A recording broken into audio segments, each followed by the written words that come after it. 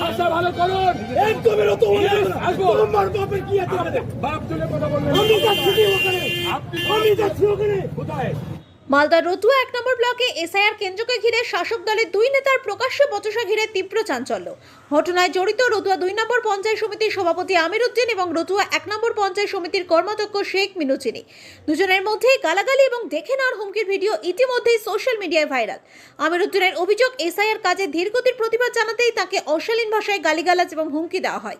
পাল্টা শেখ মিনুর দাবি, আমির উদ্দিন অন্য ব্লকে এসে মানুষকে উস্কানি দিচ্ছিলেন। তার মতে, বিধানসভা নির্বাচনে প্রার্থী হওয়ার আগ্রহ থেকেই এই উত্তেজনা। এই ঘটনাকে ঘিরে শাসক দলকে কটাক্ষ করেছে বিজেপি নেতা অভিষেক সিংহানিয়ার অভিযোগ, প্রার্থী হওয়ার লড়াইয়ে তৃণমূলের অন্তরের কোন্দল প্রকাশ্যে চলে এসেছে। যদিও জেলা তৃণমূলের দাবি এই ধরনের ঘটনা কাম্য নয় এবং বিষয়টি দল গুরুত্ব দিয়ে দেখছে। গতকাল সামাজিক মাধ্যমে একটি ভিডিও দেখতে পাই। সেই ভিডিওতে আবার প্রমাণিত হলো তৃণমূল কংগ্রেস একটি বিশৃঙ্খল বর্বর দল, যার নেত্রী সরকারি কার্যক্রম বা জনসভায় দাঁড়িয়ে ভুলভাল কথা বলেন। তার নেতাদের কাছে কি আশা করবে?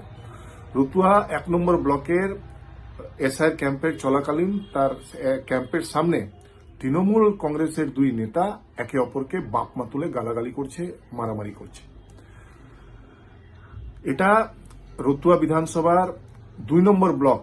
রতুয়া 2 নম্বর ব্লকের একজন হচ্ছেন পঞ্চায়েত সমিতির সভাধিপতি, আর একজন হচ্ছেন 1 নম্বর ব্লকের পঞ্চায়েত সমিতির সদস্য। কেউ হচ্ছেন সভাপতির খুব কাছের লোক, কেউ হচ্ছেন এমএলএ এর কাছের লোক। এই তো হচ্ছে এদের গোষ্ঠীকন্দল।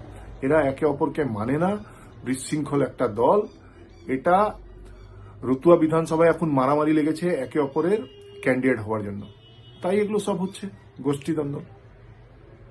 জড়িয়ে পড়ছে কি হবে না, কখনোই এই ধরনের জিনিস কাম্য নয়। কেননা সাম্প্রদায়িক দল বিজেপি এসআইআর নিয়ে মানুষকে যে হয়রানি করছে, মানুষের বিরুদ্ধে যে চক্রান্ত করছে, ভোট কাটার জন্য যে চক্রান্ত করছে, তার বিরুদ্ধে অভিষেক বন্দ্যোপাধ্যায় সেনাপতি আমাদের এবং আমাদের জননেত্রী মমতা বন্দ্যোপাধ্যায়ের নির্দেশে সর্বস্তরের নেতৃত্ব মানুষের সাথে, মানুষের পাশে আছে। এটাতে হ্যাঁ, একটু কথা কাটাকাটি অবশ্যই সেখানে যদি হয়ে থাকে, এই ধরনের জিনিস কাম্য নয়। সেটা আমরা আমাদের নিজেদের দলীয় লেভেলে আমরা বুঝে নেব।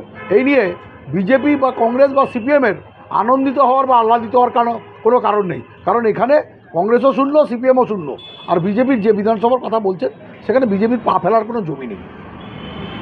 সেখানে দেখা যাচ্ছে যে আপনার সাথে কার্যত বচসা হচ্ছে আপনারই দলের অন্য ব্লকের এক কর্মাধ্যক্ষের। কি হয়েছিল এই এসআইআর ক্যাম্পে? কি ঘটনা হয়েছিল? কি পরিপ্রেক্ষিতে এত উত্তেজনা দেখা গেল? আপনারা এসে পড়েছেন আর সবাই মিডিয়া আসছেন, আমি এড়িয়ে যাচ্ছি। এই জন্যই যে আমার এটা বিতর্ক খারাপ লাগে।